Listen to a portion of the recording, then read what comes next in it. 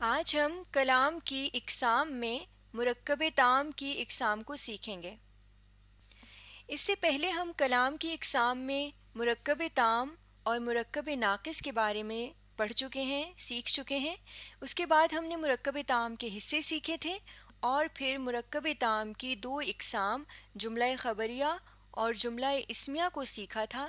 آج ہم جملہ فعلیہ کو سیکھیں گے جو کہ جملہ خبریہ کی ہی ایک قسم ہے، اور اس کے بعد ہم جملہ انشائیہ کی کچھ اقسام کو سیکھیں گے۔ جملہ فعلیہ۔ فعلیہ کا لفظ فعل سے بنا ہے، اور فعل آپ جانتے ہیں کام کو کہتے ہیں۔ اب یہاں پر بھی فعلیہ فعل سے بنا ہوا ہے، تو اس کا یہاں پر مطلب بھی کام ہی ہے۔ اب یہ تو ہم جانتے ہیں کہ جملہ فعلیہ جملہ خبریہ کی ایک قسم ہے، تو ایسا جملہ خبریہ جس میں فعل، فاعل اور مفعول پایا جائے، اس جملے کو ہم جملہ فعلیہ کہیں گے۔ جیسے یہاں پر میں ایک مثال لکھ رہی ہوں آپ کے سامنے، نادیہ نے خط لکھا۔ اب یہاں پہ ایک کام کرنے کی خبر دی جا رہی ہے، اس لیے یہ جملہ خبریہ ہے۔ اب کیونکہ اس جملے میں ایک کام کرنے کی خبر دی جا رہی ہے، اس لیے ہم اس کو جملہ فعلیہ بھی کہیں گے۔ لیکن صرف کام کرنے سے تو ہم یہ نہیں کہہ سکتے کہ یہ جملہ فعلیہ بھی ہے، اس لیے ہم اس کو مزید سمجھ لیتے ہیں کہ ہم اس کو جملہ فعلیہ کی مثال میں کیوں لے کر آئے ہیں۔ نادیہ نے خط لکھا، کام کرنے کی خبر دی جا رہی ہے، تو اس میں کام کیا ہو رہا ہے؟ لکھا، یعنی لکھنے کا کام۔ لکھنا یہاں پر کام ہے، اور کام کو آپ جانتے ہیں کہ گرامر میں ہم فعل کہتے ہیں، اس لیے یہاں پہ لکھنا کو ہم فعل کہیں گے۔ اب یہ لکھنے کا کام کون کر رہا ہے؟ نادیہ کر رہی ہے، یعنی یہاں پر نادیہ کام کرنے والی ہے، اور کام کرنے والی کو ہم گرامر میں فاعل کہتے ہیں، تو یہاں پر نادیہ فاعل ہے۔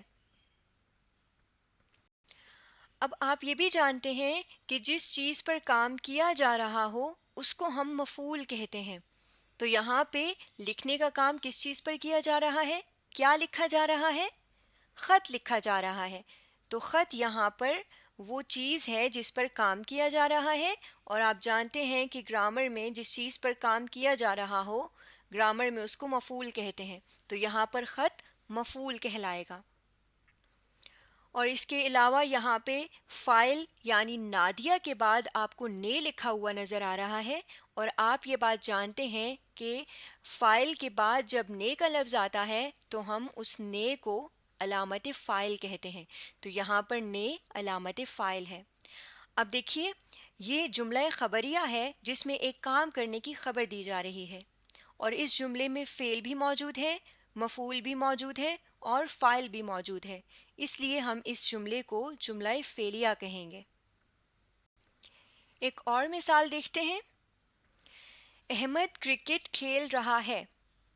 اب یہاں پر بھی ایک کام کرنے کی خبر دی جا رہی ہے، اور وہ کام کیا ہے؟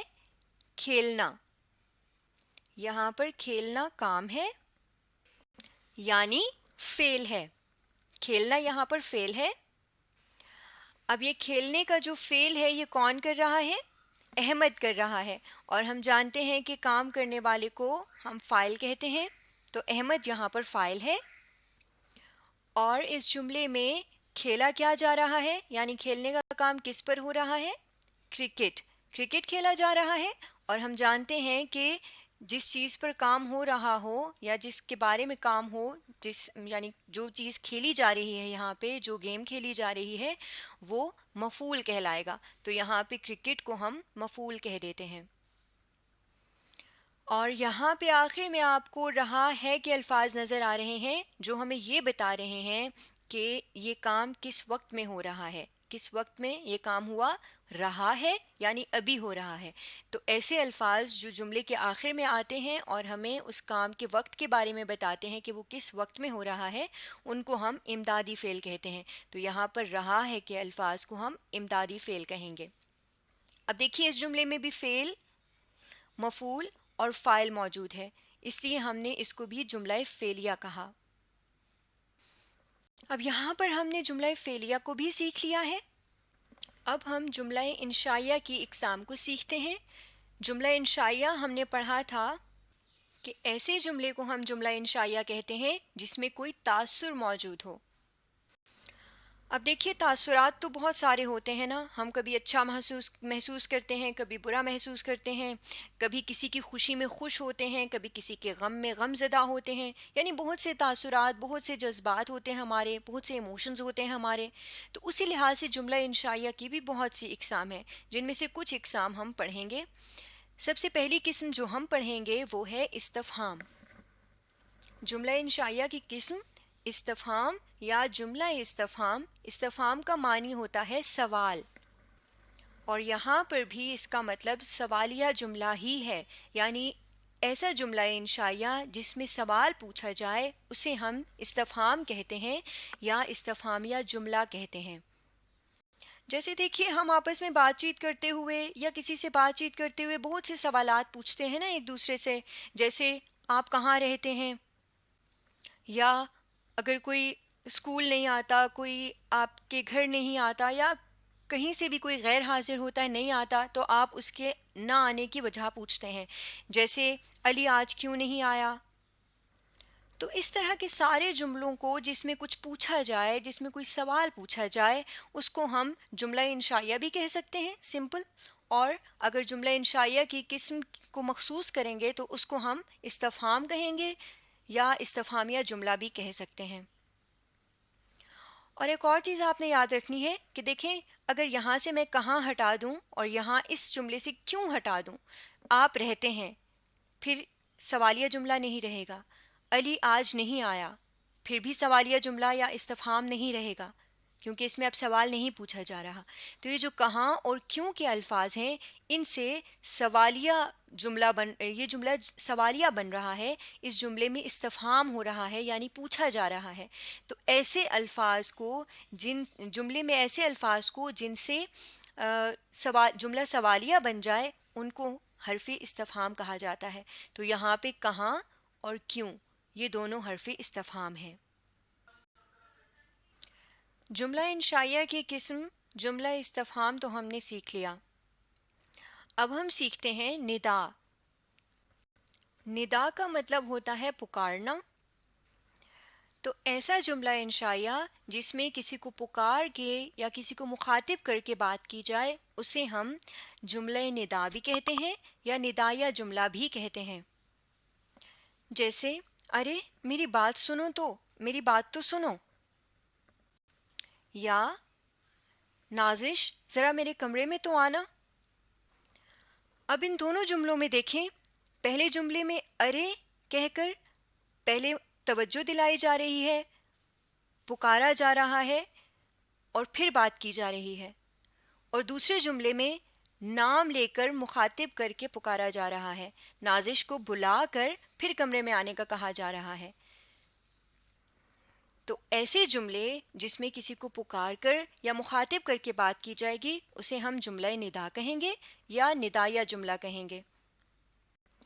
اور جن الفاظ سے پکارا جا رہا ہوگا ان الفاظ کو ہم حرف ندا کہیں گے، جیسے پہلے جملے میں ارے حرف ندا ہے اور دوسرے جملے میں نازش حرف ندا ہے۔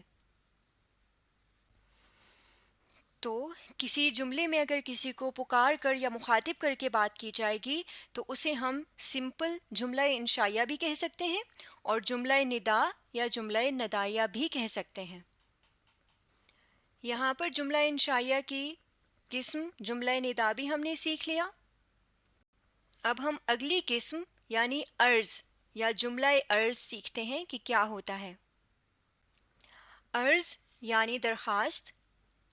اب آپ کو سمجھ آ گئی ہوگی کہ ایسا جملہ انشائیہ جس میں کسی سے کوئی درخواست کی جا رہی ہو اسے ہم جملہ عرض کہتے ہیں یا سمپل جملہ انشائیہ بھی کہہ سکتے ہیں۔ جیسے، برائے مہربانی مجھے پانی لا کر دیجیے، براہ مہربانی مجھے پانی لا کر دیجیے، یا مہربانی کر کے اس گلی میں مت جائیے۔